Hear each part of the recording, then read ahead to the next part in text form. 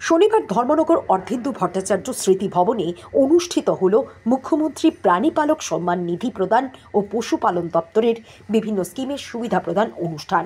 উপস্থিত ছিলেন মন্ত্রী সুধাংশু দাস, দপ্তরের ডিরেক্টর নীরজ কুমার চঞ্চল, উত্তর জেলা পরিষদের সভাধিপতি ভবতোষ দাস, ধর্মনগর পুর পরিষদের চেয়ারপারসন প্রদ্যুৎ দে সরকার, বিশিষ্ট সমাজসেবী মলিনা দেবনাথ, কালাছড়া ও যুবরাজনগর পঞ্চায়েত সমিতির চেয়ারম্যান সহ বিশিষ্টজনেরা। এদিন অনুষ্ঠানে প্রাণী পালকদের বিভিন্ন স্কিমের সুবিধা তুলে দেওয়া হয়। আমরা আরেকটা গুরুত্বপূর্ণ প্রকল্প এনেছি এবং আমি বিশেষ করে দপ্তরের মন্ত্রিত্বের দায়িত্ব গ্রহণ করার পর রাজ্যের বিভিন্ন জেলাতে গেছি, বিভিন্ন সাব ডিভিশনে গেছি, বিভিন্ন ব্লক এলাকাতে গেছি, অনেক কৃষকের ফার্ম আমি ভিজিট করেছি, অনেক জায়গাতে গেছি, অনেকের সাথে আমার কথা হয়েছে। সেই অভিজ্ঞতার নিরিখে আমরা দেখছি এখানে অনেক কৃষক আছে যারা হয়তো গরু পালন করেন, ছাগল পালন করে, মোরগ পালন করে, হাঁস পালন করে, এগুলি পালন করে অনেকের আর্থিকভাবে সচ্ছল এমন অনেকজন আছে।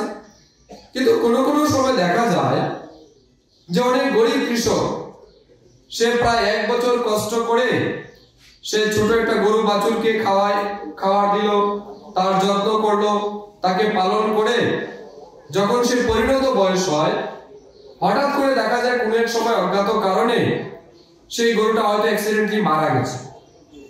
হয়তো আপনার বাড়ির পেছনে পরিত্যক্ত কোনো জলাশয় আছে, সেই জলাশয়ে পড়ে গেছে, উঠতে পারেনি, মারা গেছে।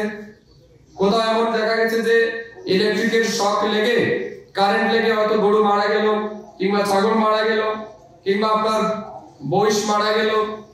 কখনো দেখা যায় কোনো একটা আপনার গরু রাস্তায় হয়তো ঘাস খাচ্ছিল, কোনো গাড়ি একটা বেগুতিক ভাবে এসে তাকে ধাক্কা দিয়ে মেরে গাড়ি পালিয়ে গেল, আপনি গাড়ির মালিককে খুঁজে পেলেন না, গরু আপনার মরে রইল। এবার আপনি কৃষক, গরিব মানুষ, আপনি বিপদে পড়ে গেছেন। আপনার সারা বছরের পরিশ্রম, আপনি গরু পালন করতে যে টাকা তার পেছনে খরচা করে যেভাবে খাবার দাবার করলেন, পরিশ্রম করলেন, এই সব কিছুরই ফল জিরো হয়ে যায়।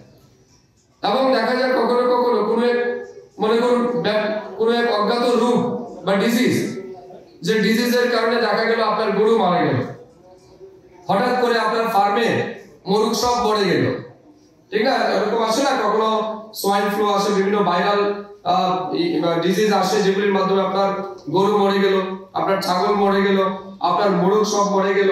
এরকম ঘটনা ঘটে কি ঘটে না? তো এই বিষয়গুলিকে আমরা অনেক বেশি বিচার বিশ্লেষণ করেছি এবং করে কৃষকদের সহযোগিতা করার জন্য আমরা সিদ্ধান্ত নিয়েছি।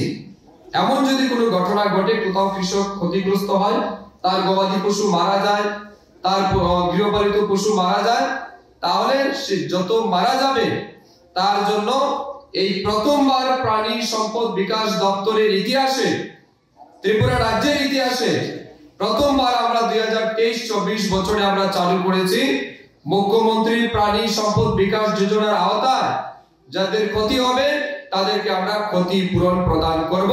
এটাও ত্রিপুরা রাজ্যের ইতিহাসে প্রথমবার হয়েছে।